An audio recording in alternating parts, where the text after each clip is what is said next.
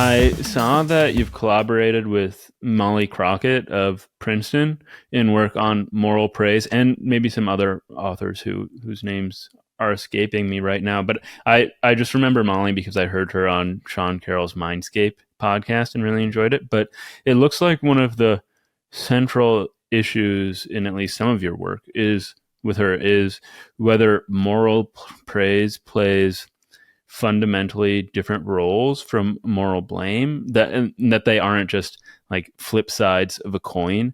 Am I right that this is a driving force of that research that you were doing? Yeah, absolutely. So the idea is, and again, maybe this is baggage inherited by particular philosophical views, but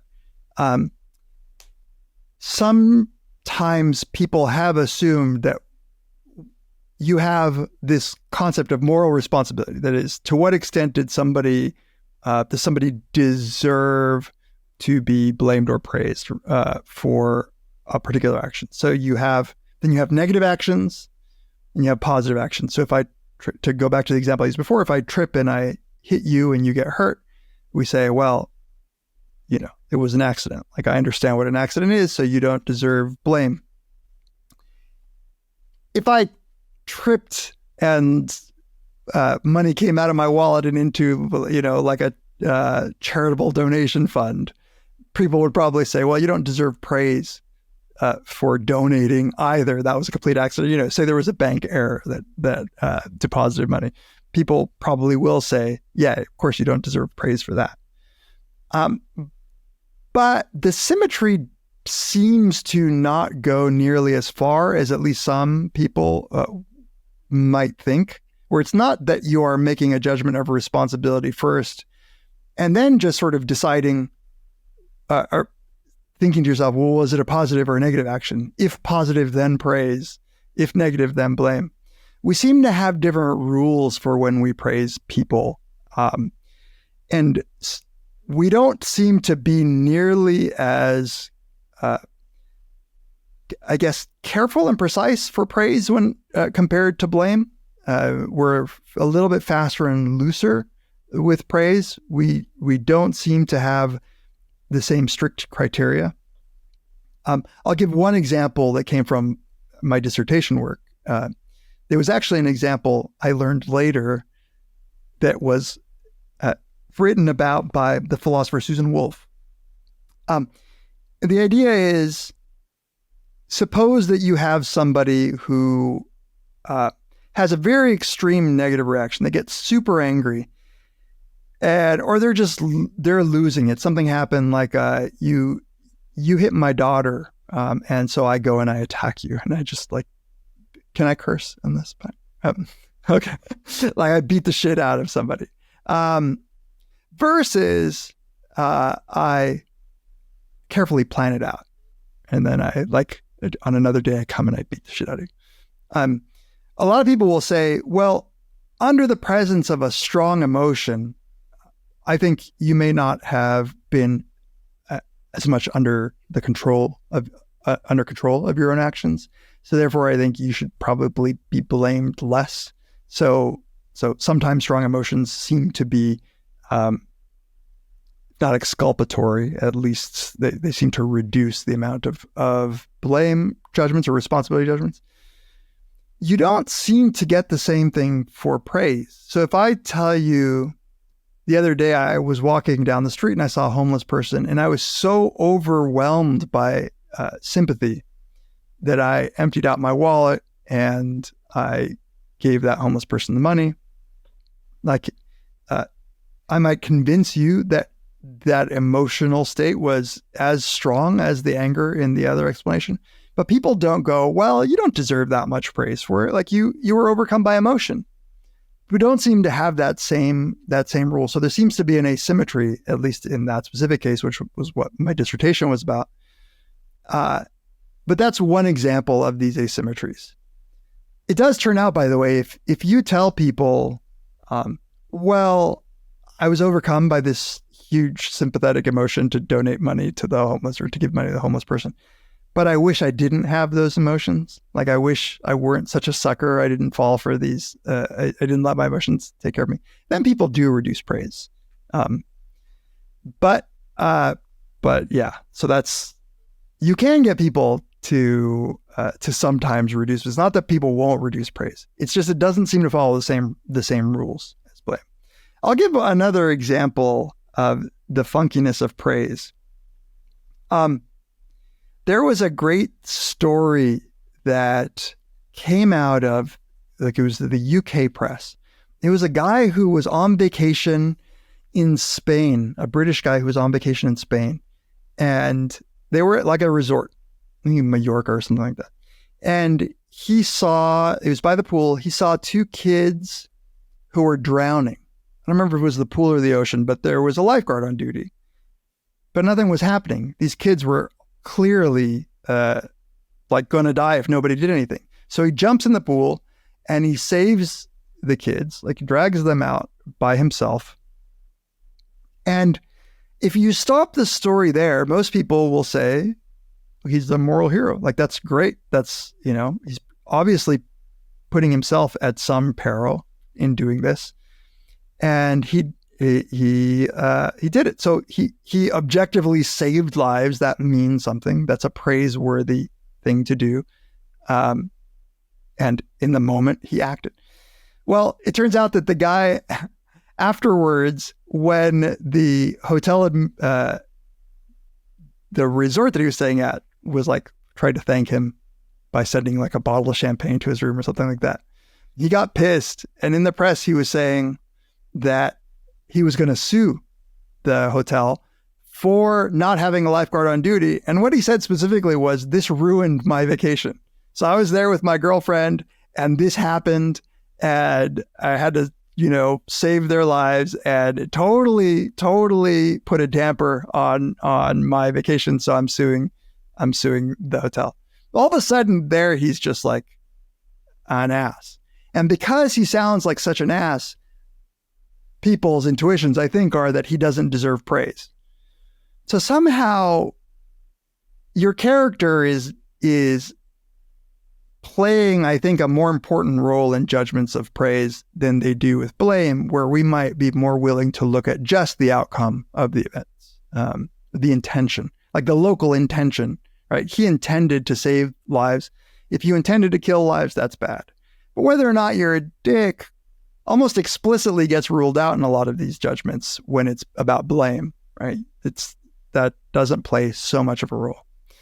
So the idea with Molly for this paper was, look, we have a ton of work on blame and how people make blame judgments that actually has a rich tradition in both philosophy, like going back to Aristotle, and in modern legal theory, where you're trying to understand how it is that people make judgments of culpability and blame and punishment. And we don't pay that much attention to praise. Like, there is we reviewed exhaustively probably every paper that even mentions praise in the psychological literature. And that you could never do that for blame. It's just, you would never stop. Yeah. Trump seems to be like an exception to this phenomenon, where for issues of blameworthiness, character isn't a factor, because for the people who love him, he can't be blamed for any mistakes he makes. But now that I think of it, it is possible that those people will just categorically deny that anything that was done was blameworthy at all. Maybe. Yeah, right. And they might have such a strong positive view of his character that they are more likely to sort of, in a motivated way, explain away. Like, they might say, I think this not to be about Trump, but just in general, if you have very positive views on somebody, then you interpret even their negative actions in a completely different light, and you can end up making excuses, much like we do for ourselves when we do bad things. Yeah. It's also interesting that we hold people legally responsible often for actions for which they might be totally blameless. And so it's interesting that the law, which on a very sort of naive level, we think should cohere and operate in tandem with our moral sensibilities, it doesn't always do that. So, for instance, my like my grandmother died and a few years ago, and some check was, or some IRS check, something like that, never got to my mom who's handling the estate. And because it never got to her, she never paid taxes on it. But now there's like this huge penalty. So even though she's not blameworthy, but I'm also thinking of cases where everybody sneezes. We all sneeze, but if you're driving your car and you sneeze, and in that split instant, a child jumps in front of the car, and if you hadn't sneezed, you might have been able to brake, but you couldn't in this case, you're going to be held guilty of manslaughter or something like that. So it's interesting where these things diverge. Yeah, and the law has these strict liability cases where your intention doesn't matter at all, right? So there are some class of acts where it just, who cares? Whether you knew or not, whether you knew the law doesn't matter, whether you intended to break it doesn't matter. We're strict. It is interesting because I've heard some people describe at least criminal law as, I think the term that, I don't even remember who said this, congealed intuitions, where essentially they were like, well, over the years, like common law has evolved such that if it were ever to violate our intuitions too strongly, it just wouldn't last as a law. People would be up in arms about it. So I think as moral psychologists, we often don't pay enough attention to the data that we can get from variability in laws, like agreement in laws. I've seen some people do it where they try to look across various legal codes to see what's similar, to make some sort of argument about the universality of these intuitions. But it seems like a really nice source of data for understanding a lot of our psychological intuitions about this. I don't know if you can hear, and there's a fire truck outside, but a little bit. But yeah, now that you say it, I heard something. Yeah. But okay, so this asymmetry in how our perception of other people's emotions affects our judgment of their blameworthiness or praiseworthiness. Again, bringing in that meta question of measurement that we talked about a few minutes ago. How did you, if this is one of the things that you tested with Molly and other collaborators, how did you test it? What was the experimental design like, and how did you measure the effect size of blameworthiness or praiseworthiness? Yeah, so we're now going back to 2002 or something like that. So forgive me if I get details wrong, because that was the original study that I was talking about. Okay, so that one wasn't with Molly. No, with Molly, we did basically a theory article where we reviewed all that stuff. But I mean, it's the answer isn't that different. Usually, in this area of research, we will ask a bunch of questions that we believe are conceptually super related, like how much blame does that person deserve? How wrong was the action that they did? So we'll toss in a bunch of questions like that, and we'll see the relationship between those questions. So if they all seem to stick together, that is, if people seem to be treating it as if it is the same question over and over again, we'll lump those together. So in those studies, for instance, we just constructed scenarios where we did almost exactly what I told you. We constructed scenarios where we describe somebody who's overcome with emotion or not, and who does something either positive or negative. And so both in between subjects design, that is, we'll ask different groups of people one of those versions, and within subjects where we'll ask one person all of those, and show that simply put, the average of the questions that we ask that we're intending to assess their moral judgments of responsibility, we're on average different in those. The trick there is for positive acts, we're using a scale of praise, right? So let's say I don't remember if it's, say, 11-point scale or like 100-point scale. That's easy. How much praise does somebody deserve? And we would compare the difference between how much praise we say they deserve in the condition where it's a strong emotion versus it's a reasoned out judgment, action. And then we look at the blame conditions, and we look at judgments of blame in the strong emotion versus the reasoned out. And what we showed was that there is a big difference in the two blame conditions, and the two praise conditions are statistically identical. So simplest way you can imagine, I think, doing that. Oftentimes in all of these studies, you'll just get an index. So if I want to study what you think is wrong, I'll just ask you, like, do you think it was wrong? How much punishment do you think that person deserves? Is it a bad thing that they did? Like, are they a bad person? You just ask a bunch of questions that seem like they're assessing what you're really interested in as the underlying psychological construct, the judgment that they're making. And you are inferring that those things are all tapping into that thing. And then by combining these, often we do it because it's just statistically more reliable when you ask it 5 different versions of that. Correct me if I'm wrong, but okay, did you say that this was done around 2002? Yeah, I mean, it was my dissertation, and I graduated in 2002. Yeah, that's what I was going to ask. Yeah. I saw that your dissertation was 2002. So Paul was one of your supervisors, right? Did you work on this with him? Yeah, Paul wasn't on that paper. I did that with my real advisor, getting back to how I landed into what I'm studying. My official advisor was Peter Salovey, who's a social psychologist, now the president of Yale University. So I got that going for me. He was my official advisor because I switched from developmental to social psychology when I was a second year. And Peter studies emotions. And there was nobody doing anything that I was interested in. So I switched over to his lab. Paul actually arrived my second year. He got hired at Yale my second year, and I started working with him. So I do have one paper on moral responsibility with Paul, but this one, my dissertation, was with Peter. Very cool.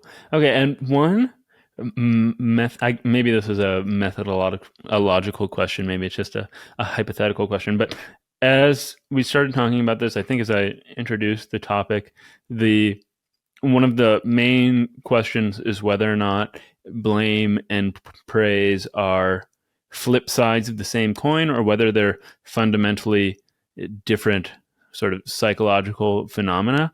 And what I'm wondering is, and again, this goes back to talking about different levels of description, so the psychological or the neural, but would you ever consider, or would it be at all relevant to bolster a hypothesis like this through some sort of auxiliary neuropsychological test? Like, I have in mind something like putting people in brain scanners of some sort and testing whether different areas of the brain are involved in praise and blame, because that would be just another level of support for the claim.